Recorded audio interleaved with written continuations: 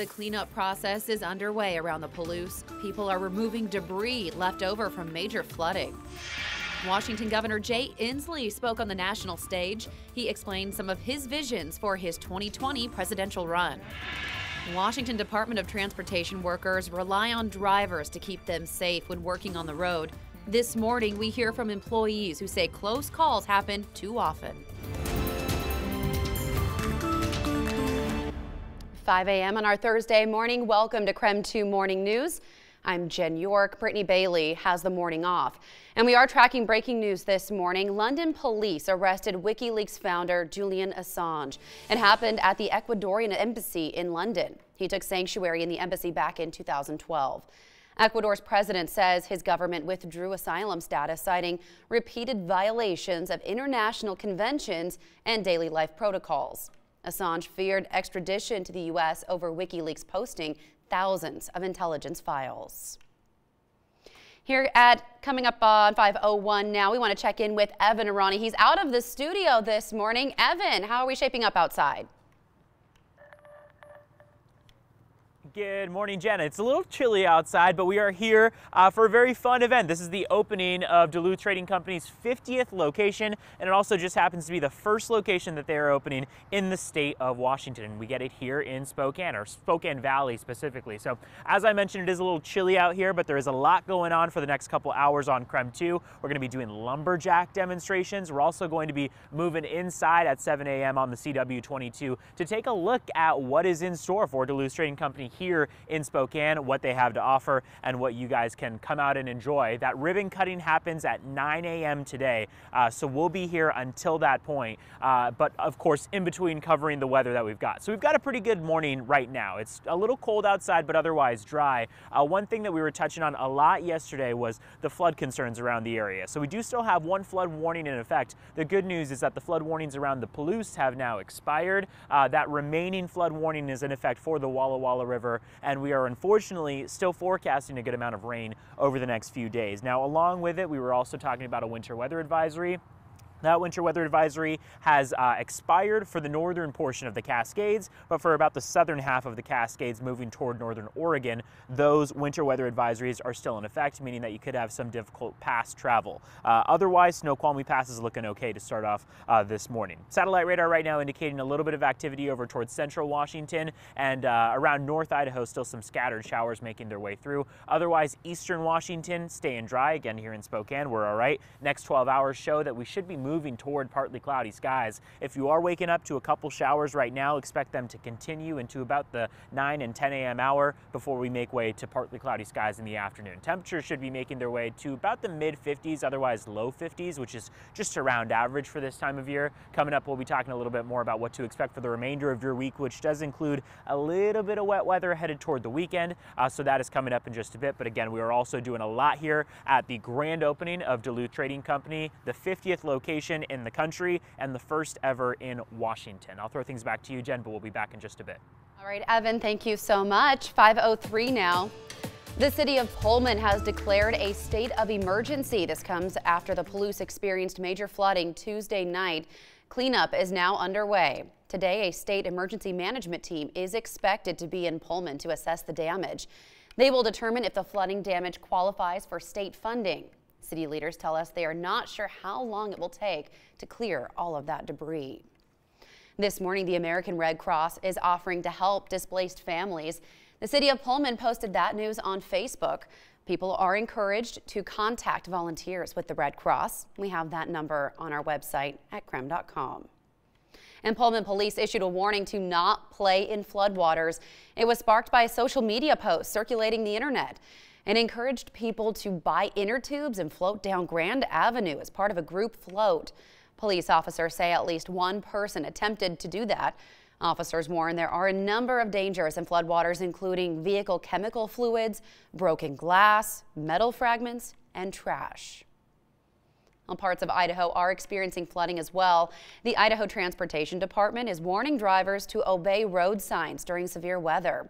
The agency is warning not to do what these folks did here. Leaders with ITD said the driver tried to go around some road barriers in southwest Idaho. Then the driver got washed off the road and had to be rescued. ITD leaders say they put up signs for a reason, and they are now mobilizing their crews from across the region to help monitor the roads. This weather event has been ongoing for more than 24 hours, and so our crews have been working long hours. We want to rotate our crews out so that they don't get fatigued, and for that reason, we're running pretty thin. ITD leaders say some roads are eroding. On this morning, parts of Highway 95 in southwestern Idaho are still closed. There is no estimated time for when it could reopen. Closer to home, the Nez Perce Tribe's Executive Committee declared a state of emergency due to heavy flooding on and near the reservation land. Tribal police officers are keeping a close watch on areas of concern. On the tribe's Facebook page, leaders say they have received numerous donations of sandbags as well as food and water. People who live in or near flood zones are told to be ready to evacuate. Here at 5:05, we want to get a check on our morning commute. Let's check in with Cody Crawford.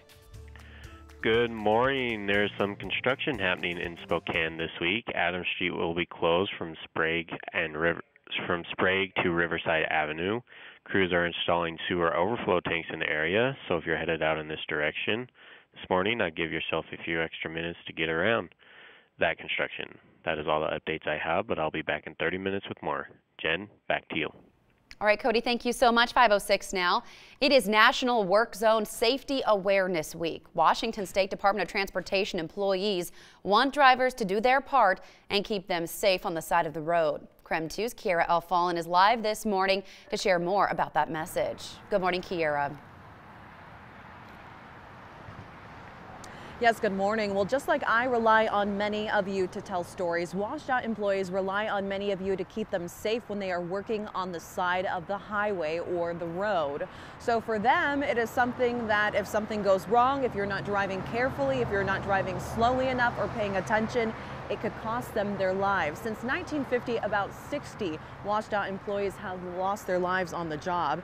In fact, according to WashDOT, last year there were over 1,500 crashes in work zones. Just last month, a crew of WashDOT employees were nearly hit on State Route 3 as they worked on the shoulder. One of them closed his eyes and jumped down an embankment just to escape a semi-truck barreling down the guardrail toward him. Eastern Region WashDOT employees say they just want the public to know how dangerous their jobs can be. Servicing you as the public, we're trying to do the best we can to take care of you on the roads. Yes, we know it's an inconvenience, but also remember, those are real people on those other sides of the cones. Those folks who are working on the side of roads have families that they need to get home to. You got cars going by at 60, 70 miles an hour, and you're concentrated on your work zone. You're not concentrated on traffic. I personally have been hit with a truck-mounted attenuator, and several other guys have too on my crew. It's dangerous. There's just no way around it. There's no time to react. On Wednesday, WashDOT employees honored other workers who lost their lives on the job with a ceremony and walk. Employees wore orange to spread awareness for work zone safety. A moment of silence was also held honoring the lives of the 60 people who never made it home. Now in Washington State, if you are coming up on either an emergency vehicle on the shoulder or a WashDOT vehicle, it is the law to move over or drive slowly if you can't move over. If you do not do that, you could face a $136 fine. I'm live here in Spokane. Kiera Alfallen, KREM 2 News. Kiera, thank you so much. 5:08 now. Washington governor and presidential candidate Jay Inslee took a swipe at President Trump during a CNN town hall. And now when we get a president of the United States that understands that wind turbines don't cause cancer, they cause jobs, okay? They cause jobs.